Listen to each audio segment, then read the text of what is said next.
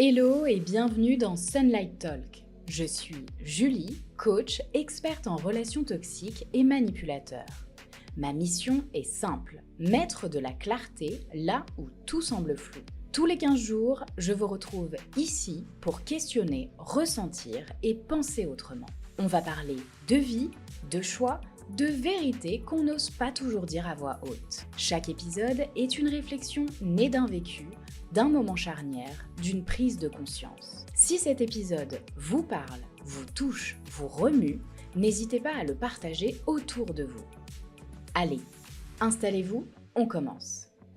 On parle beaucoup de la rupture, du moment où tu dis stop, où tu pars, où tu coupes le contact, où tu as eu le déclic tant attendu pour enfin le quitter.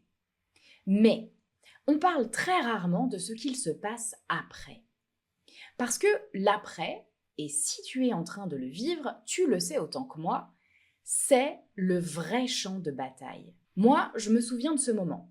Ce moment où je me suis dit, c'est fini, je suis enfin libre. Et en même temps, j'avais l'impression que rien n'était fini. Il n'était plus là, mais j'avais encore peur. Il n'était plus là, mais je me sentais encore coupable. Il n'était plus là, mais il était partout dans ma tête. Il n'était plus là, mais je ne me sentais pas du tout libre. Alors que franchement, j'avais attendu ça.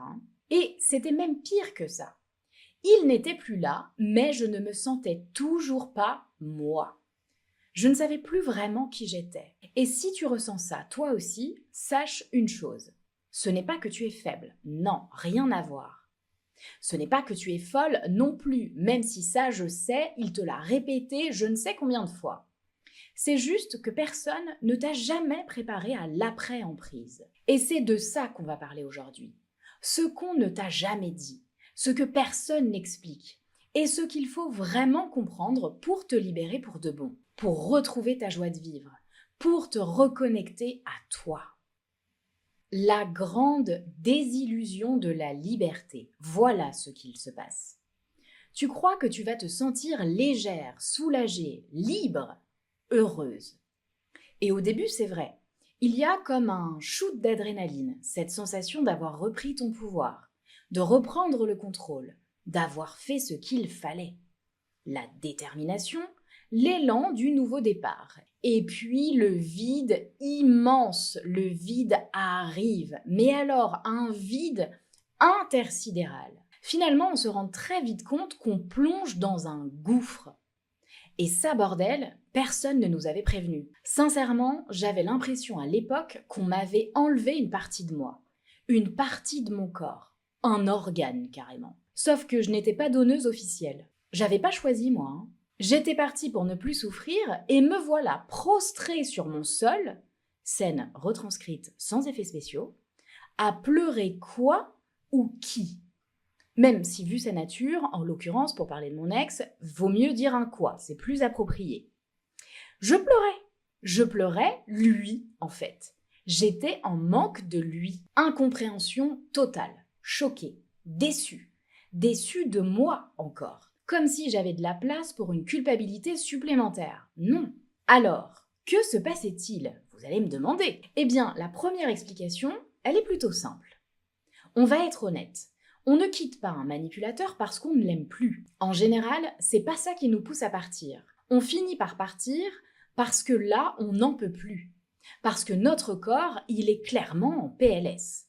Qu'on est à bout des disputes. Parce qu'on a eu un déclic suite à un énième conflit, un nouveau mensonge ou une nouvelle trahison. Mais très souvent, on ne part pas parce qu'on n'est plus amoureuse. On part parce qu'on réalise que si on reste, justement, il ne va plus rester grand-chose de nous. Parce qu'on est arrivé à saturation en termes de souffrance. Merci, bonsoir, mais là je dois y aller.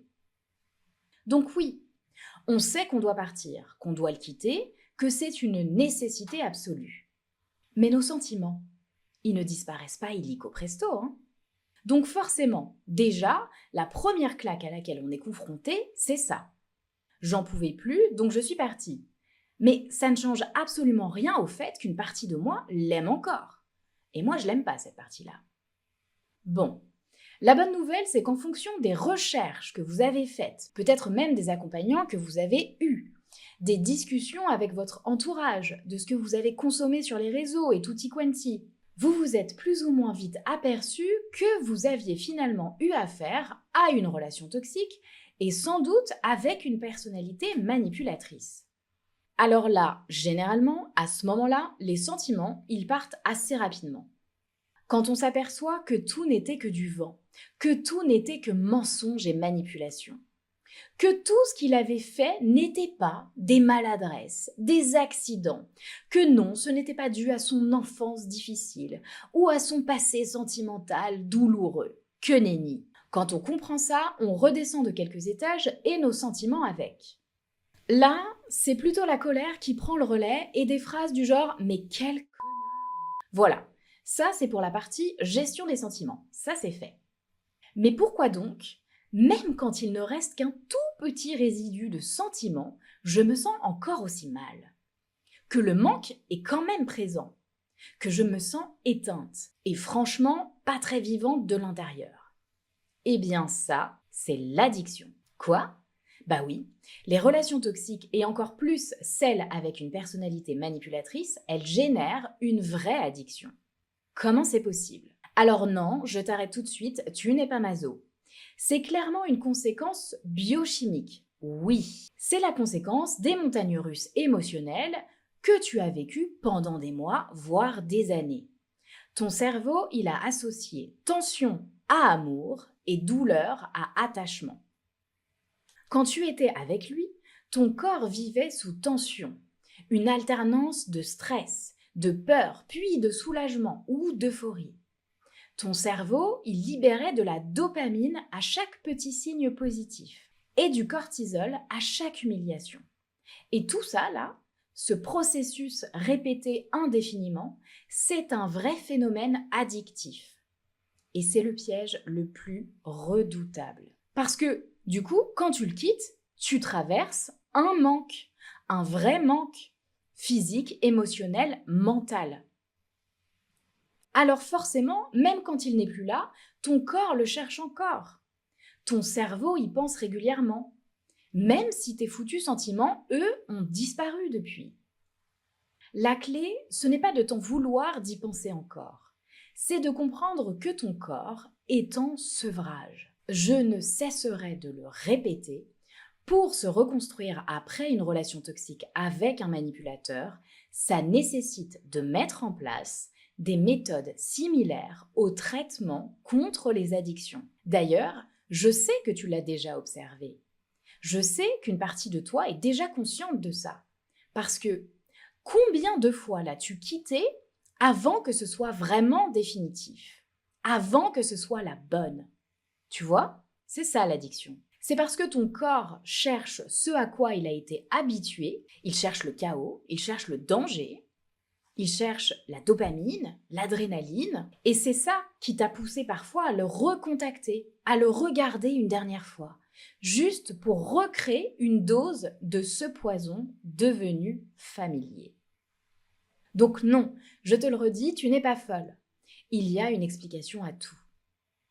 Et au-delà du manque, qui est déjà pas mal, ce qu'on ne t'a jamais dit non plus, c'est que le corps n'a pas compris que c'était fini. Toi, tu es parti, ton intellect le sait, mais alors pour le corps, c'est une toute autre histoire. Quand tu vis sous emprise, ton système nerveux s'habitue à la peur, à la tension, à la vigilance permanente.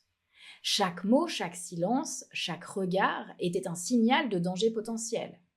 Ton corps s'est transformé en radar, toujours prêt à anticiper l'explosion. Et le jour où tu pars, ton cerveau n'a juste pas encore reçu le mémo. Tu penses être libre, mais ton système, lui, continue de fonctionner comme si le danger était encore là. Alors, il t'envoie les mêmes signaux: anxiété, insomnie, hypervigilance, fatigue constante, tension musculaire.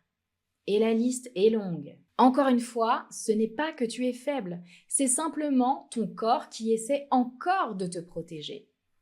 C'est pour ça que tu te sens mal, même s'il n'est plus là. C'est pour ça que beaucoup de femmes me disent « mais je comprends pas, c'est presque comme si j'étais encore plus mal que lorsque j'étais encore avec lui ». En fait, c'est comme si tout ton système se mettait à bugger. Ton mental te dit « c'est bon, tu es libre », mais ton corps, lui, est toujours en mode survie. La reconstruction, elle commence toujours par le corps, avant même de penser différemment. Il faut lui réapprendre la sécurité, le silence, l'apaisement. Et ça passe par des gestes simples, presque banals. Respirer, marcher, s'étirer, bouger doucement, poser une main sur ton cœur, t'ancrer. C'est la première pierre du après. Et c'est pour tout ça qu'après la rupture, que l'après-emprise, il n'y a pas de paix tout de suite, parce que c'est une phase de désintoxication. Et elle est normale. Et cette désintoxication, elle ne se passe pas que dans la tête, elle passe aussi par le corps, et ça, beaucoup de femmes l'oublient. Ce qu'on ne t'a jamais vraiment expliqué non plus, c'est que ton identité s'est fissurée. Un manipulateur ne détruit pas que ta confiance, il redéfinit qui tu es. Il redéfinit ta place dans ce monde. C'est atroce, by the way. Tout le long de la relation, alors quand c'est parti en cacahuète, pas au début quand c'était merveilleux, il a modelé ton image, ton rapport à toi. Il t'a fait douter de ton intuition, de ta mémoire, de tes ressentis, jusqu'à ce que tu ne saches plus ce qui est vrai ou faux. Alors forcément, quand c'est terminé, tu te retrouves avec des questions comme « Qui suis-je sans lui ? Qui suis-je en dehors de cette histoire ? Qui suis-je tout court ? Qu'est-ce que j'aime ? Qu'est-ce que je veux ? Qu'est-ce qui me plaît ? Qu'est-ce qui m'anime ? Qu'est-ce qui me fait vibrer ? Et ça, là, toutes ces questions, ça fait peur. Mais en réalité, c'est l'espace de ta renaissance. C'est là que tu peux te redéfinir, selon tes propres termes. Ça prend un peu de temps, je te l'accorde. Parce que tout ton système intérieur a été reprogrammé pour le mettre, lui, ou la relation au centre. En clair, tu as tellement investi de temps et d'énergie pour le comprendre, pour l'aider, pour résoudre les conflits, pour faire en sorte que la relation fonctionne, qu'entre-temps, tu t'es tout simplement perdu. Tu n'avais plus l'espace pour te nourrir, toi, individuellement. Alors quand tout s'arrête, il faut renouer avec toi, tes besoins, tes goûts, tes envies. Tu dois te remettre, toi, au centre. Et ça ne se fait pas en un claquement de doigts. Là aussi, il y a des méthodes et des outils pour te reconnecter à toi. Et c'est pas la peine de commencer par de gros défis, calme-toi Ginette. On peut, et on doit même, commencer par des basiques. C'est quoi les vêtements que j'aime porter ? C'est quoi le plat que j'ai envie de manger ? C'est quoi l'activité que j'aimerais tenter ou reprendre ? Les sons que j'ai envie d'écouter ? Les lieux que j'aimerais découvrir ? On commence par ça. Ce qu'on ne t'a jamais dit non plus, c'est qu'après l'emprise, tu vas te découvrir un don, pleurer et rire dans la même minute. Tu peux passer du rire aux larmes, du soulagement à la panique, sans comprendre pourquoi. Tu peux passer de Beyoncé à Bridget Jones en 24 heures chrono. C'est normal. Les émotions que tu avais anesthésiées là, pendant la relation, elles remontent maintenant. Ne cherche pas à les contrôler. Elles ont enfin l'espace de s'exprimer. Alors, observe-les, nomme-les, laisse-les te traverser. La reconstruction émotionnelle, c'est un dégel. Et ça, personne ne nous le dit. C'est chaotique, mais c'est un signe de guérison. Avant, tu devais tout contrôler et tu n'en avais même pas conscience. Résultat, il y a un léger trop-plein qui a besoin d'être évacué aujourd'hui. C'est la partie de toi qui a encaissé, refoulé, nié, qui aujourd'hui peut enfin se libérer. Tu vas aussi remarquer que pendant cette période, il y a autre chose qui va chercher à s'exprimer. L'agressivité. Oui, je sais, ça fait un peu peur dit comme ça, mais c'est le cas, madame. Pourquoi ? Parce que c'est la même part de toi qui a là aussi encaissé, refoulé et nié, qui aujourd'hui dit « merde » et « je ne veux plus jamais qu'on me manque de respect ». Le problème, c'est qu'à ce moment-là, ta jauge, elle est un peu bousillée. Disons plus joliment qu'elle n'est pas encore bien équilibrée. Donc, tu as tendance à interpréter certains mots ou certaines situations un peu trop vite et à démarrer parfois au quart de tour. Eh bien, laisse-moi te dire que ça aussi, c'est normal. Alors, on se calme, ça ne veut pas dire que c'est ok de vouloir insulter la terre entière. Je veux simplement t'expliquer que là aussi, c'est la conséquence de ce que tu as vécu. Ton inconscient, il sent que tu es prête à avancer. Donc, il va tout faire pour que tu ne te fasses plus jamais piétiner par qui que ce soit. Qu'on ne te manque plus jamais de respect. Qu'on n'outrepasse plus aucune de tes limites. Oui, mais voilà, avec tout ce qu'il s'est passé, disons que ton radar actuel n'est pas encore tout à fait prêt à repérer les vrais dangers. Disons qu'il manque un peu, voire beaucoup de nuances. C'est comme un détecteur de fumée devenu trop sensible. Résultat, il sonne et s'active à la moindre petite secousse. Bon, là aussi, rassure-toi, on peut réapprendre très vite à mettre les bonnes piles dans ce détecteur. Ce qu'on ne t'a jamais dit, c'est que la reconstruction est un apprentissage. Personne ne t'a appris à te reconstruire.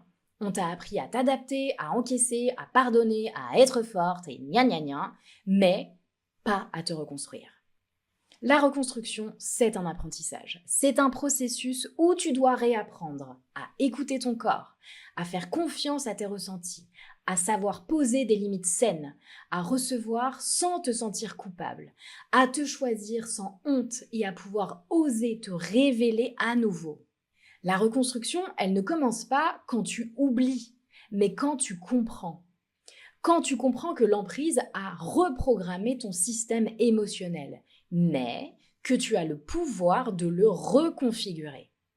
La reconstruction, c'est reprendre possession de ton énergie, de ta tête et de ton corps qui, là, actuellement, tu as sans doute l'impression qu'il part un peu en vrille.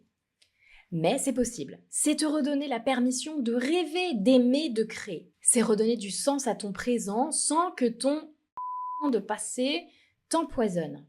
Oui, ça passe par des outils, une méthode et un cadre. Et si tu écoutes cet épisode, c'est sans doute que tu es déjà dans cette phase d'après, que tu as quitté, que tu comprends, mais que tu n'as pas encore intégré, que tu sens que quelque chose bloque encore, que ça n'avance pas comme tu le voudrais.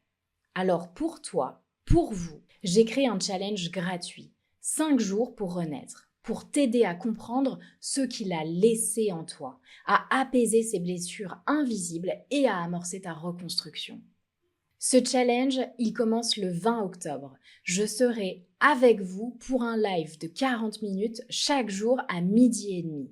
Oui, bien sûr, toutes les inscrites auront accès au replay. Tu peux t'y inscrire dès maintenant via le lien dans la description. Et surtout, retiens ça. Ce n'est pas parce que tu l'as quitté que tu es libre. C'est quand tu te reconstruis que tu le deviens. Je te retrouve très vite dans le prochain épisode et peut-être dans le challenge, je l'espère. Merci d'avoir écouté cet épisode. Si ce que vous venez d'entendre a résonné, dérangé, apaisé, interrogé, alors c'est que c'était utile. Pensez à vous abonner pour ne rater aucun rendez-vous. Et si quelqu'un dans votre entourage a besoin d'entendre ce message aujourd'hui, n'hésitez pas à le partager. On se retrouve dans 15 jours, même heure, même énergie, même clarté. En attendant, prenez bien soin de vous.